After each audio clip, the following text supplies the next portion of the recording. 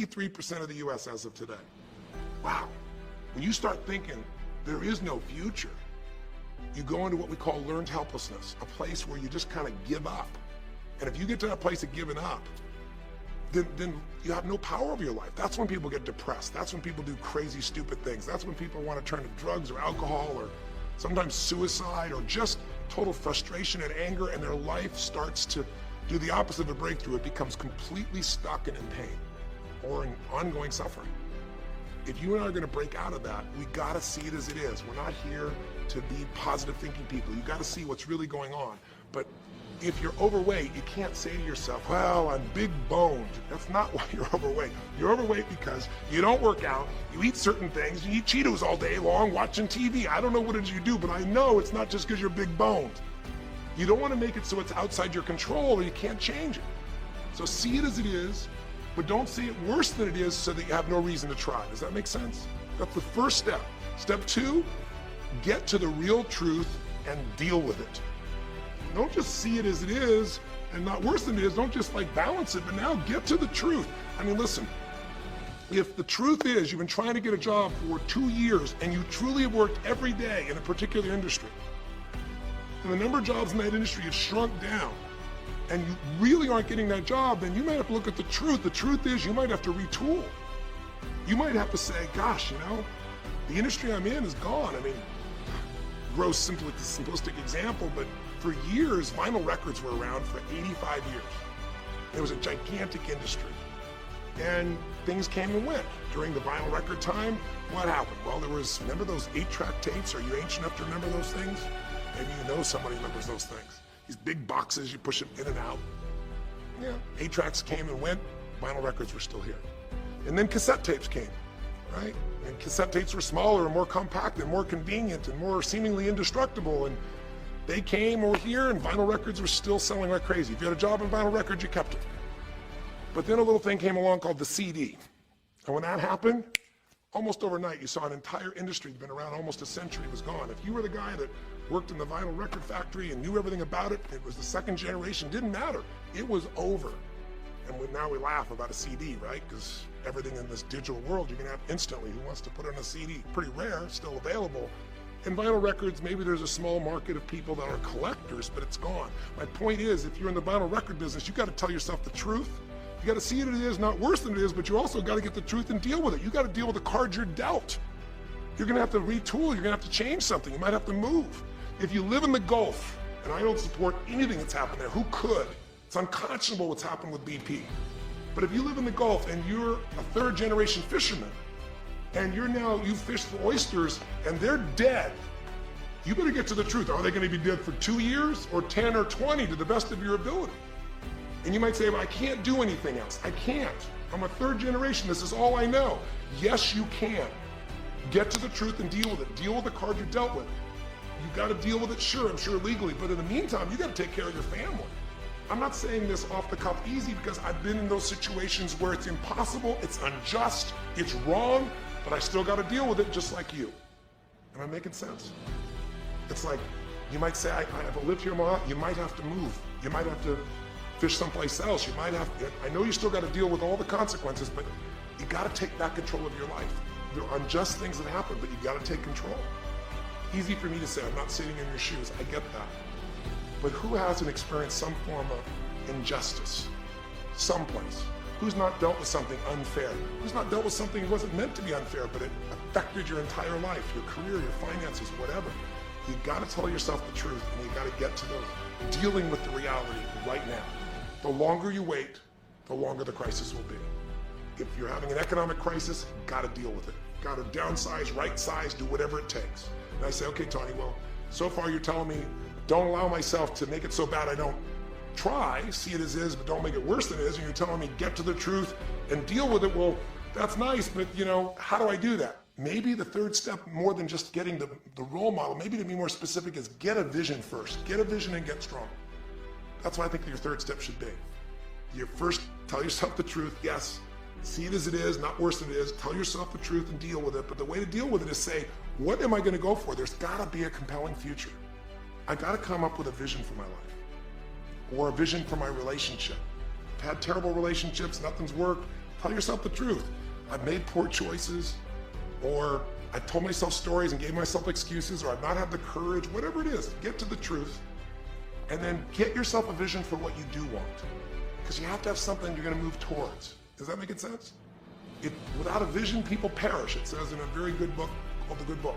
I know there are many good books, but that's a good one to take a look at. We need something to go for. We can deal with any problem today as long as there's something that we can look for in the future that we can strive for. It'll give us the emotional and psychological fuel, the juice, to keep moving forward. So you gotta come up with a vision, and a way to do that, we'll call that step 4. Get a role model. You might get the vision from a role model, you might get the vision just from coming up with a new idea. But in order to figure out how to go from where you are to where you want to be, to close the gap from where you are to where you want to be, it's best to learn by other people's experience whenever you can. So get a role model, get their strategy, and go to work. Get into action. So I'll give you an example. Years ago, when I was first starting to try to figure out how to build myself financially, I grew up at a time when, just as I was starting to do well, this big recession happened. And I remember I was like 29, 30 years old, I think, and maybe 31. And I was doing okay, and then all of a sudden there were all these business challenges because we went through this severe recession back in those days. And I remember at the time everybody was downsizing and freaking out, and I thought, you know what? I don't want to just settle for this. I want to find a way to do well. Who's done well in really tough times? And so I started doing my homework. And in those days, you know, you didn't go out and use the internet the way you do today. You couldn't access all that information. We actually went to libraries and did research in traditional ways. I'm ancient enough to remember those days. And I started hearing about this man named Sir John Templeton. Very famous man. He's a man who became a multi-billionaire as an investor. He started with nothing.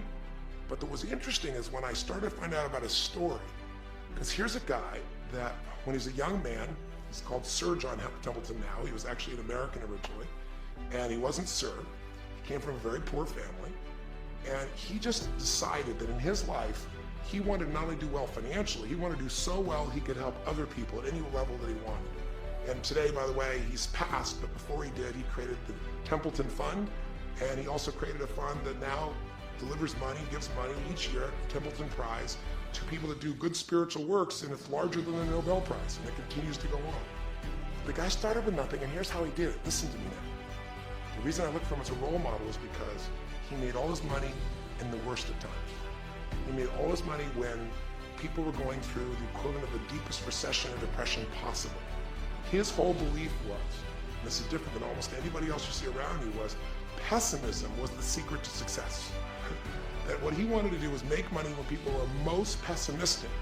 Because when people are optimistic, they want you to pay for their house a huge sum of money. But as they start getting more and more pessimistic, well, pretty soon they think they can never, if the house is the worst thing to have, they'll virtually give you the house. They'll virtually give you the business. And so he made all his money starting in World War II. When the war broke out, when Hitler invaded over in Europe, he took all the money he had and borrowed total money of $10,000, total amount.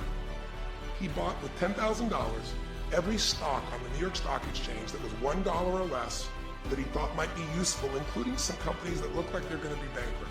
But he did it when people were the most pessimistic. Because if you recall, it looked like Hitler was going to take over. It didn't look like we were all going to be the winners. It looked like Hitler was going to dominate. And when people were that scared, they would give up anything they had just to get a little bit back. And so he bought all the stock that eventually made him a multi-billionaire. He became a billionaire because after things changed, after the war, just 5 years later, and the economy started to surge, everything changed for him. Where do you think he invested next after World War II? Where was a country that was pummeled, that was down, the factories were basically turned into mud? Japan. You could buy things for pennies in Japan that would have cost you hundreds of thousands of dollars before, and he did. When everyone was most pessimistic, he went and did well. And then he sold when the 80s surged and when everybody thought Japan was the greatest country on earth and had the biggest businesses. He sold and made his maximum profit when people were overly optimistic. He did the same thing down in South America when inflation went crazy. This man spent his entire life basically having a strategy of how to succeed when everybody else was scared. I tell you that because he's a role model. What he did, how he did it, it's all in writing, it's crystal clear. You could do the same. But you won't be able to do it when you're telling yourself the sky is falling and it's over. When you see it worse than it is, you'll just give up. You won't do it if you don't tell yourself the truth is, you know what, this system isn't working. I got to do something. I got to change my finances. I got to change my job. I got to reach. If you don't tell yourself the truth and deal with the truth, the real truth, nothing's going to happen. You won't ever even think about a guy like John Templeton if you don't have a vision that says, I don't care how the environment is, I'm going to find a way to do well. And you won't do well unless you get a strategy based on a role model who's really done it. My whole thing is this: if anybody has something you want, they aren't lucky. They did something. If you model them, if you take similar steps, you can produce a similar result. Make sense? And then finally, the fifth step, look, if you're in a situation where you see it as is, but not worse than it is, if you told yourself the truth and you dealt the cards you're dealt with and just decided you're going to change it, and you're willing to do what's necessary. If you put yourself in a place where you got a new vision and you've gotten yourself strong, if you got a role model and you've got some strategy and you've got yourself into action, step 5 is give much more than you expect to receive. Simple as that sounds, if you find a way to meet people's needs in business, in an intimate relationship, meeting your kids' needs, anybody's needs, the whole game changes. What happened here when all of a sudden, Melissa finds herself coming home and all of a sudden she finds out that while she's gone, her kids now don't want to talk to her boys, her husband has had an affair. Well, none of that could change if she would have just said, you know what? My whole life is over, I'm done. And oh, by the way, I've just lost my career too because while I'm busy trying to deal with my family, I didn't finish the record, so I lose my record deal. And oh, by the way, we don't have any financial stability, now we're losing our house. If that family would have just said it's over, if Melissa or Rick either just said it's over, it would have been over. But they told themselves the truth. We got severe problems here, but they didn't make it worse than it was. They didn't say we can't turn it around. And then they got to the truth of the infidelity, the truth of her addiction to going after fame instead of being a mom, the truth that neither one of them had been really competent at parents and had not given the energy to the kids that they deserved. The truth will set you free, but first it'll piss you off. The truth it doesn't feel good, but not feeling good is sometimes where you get your drive to change things. They started looking around and said, we don't have the skill to even manage our house, much less our finances. We got to do something different. We got to focus on our kids. We got to focus on turning things around. We got to turn our relationship around. But that wouldn't have worked unless they got a vision of starting to see, it could happen. And that's what I helped them with. I helped them get to the truth. I helped them to stop over-exaggerating. I got them to a place where they got to see that this relationship could be back alive and passionate, and that these kids deserve both their parents, and that she really could be a great mom, and that maybe in the end she could even still have her singing career and enjoy it too. That she didn't have to give it all up. And I'm really proud of her. She did it because she found a role model. She got a vision, but she got a full role model. And the man that she works with today is a man that sold, I think now 5 million or 10 million records. And most people outside the country business don't know his name. He's her mentor now. He's made music with, Willie Nelson, with just about anybody you can imagine in the business. And he's done it for all these years, but he's never left the central part of Texas because that's where his family is. And Melissa's had offers to go to Sony Red. She walked away because they said, you're gonna have to do these things without your family. She found out what was most important, and she made the decisions that met her needs to be a great mom. When you fight life and go, I should be a singer and not a mom, when you got 5 kids, you got a problem. When you fight life and say, the economy should be different, you're gonna be stressed.